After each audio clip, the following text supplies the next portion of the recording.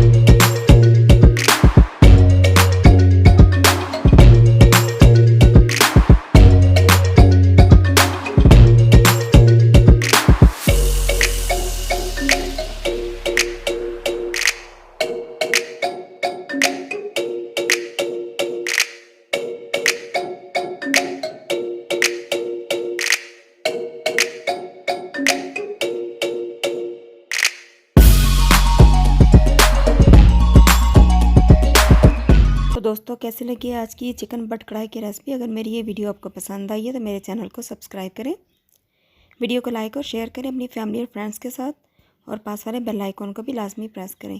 अगली वीडियो तक के लिए आपसे इजाज़त चाहूँगी। मिलते हैं किसी और नई अच्छी रेसिपी के साथ। दुआ में बहुत याद रखिएगा। तब तक के लिए अल्लाह हाफ़िज़।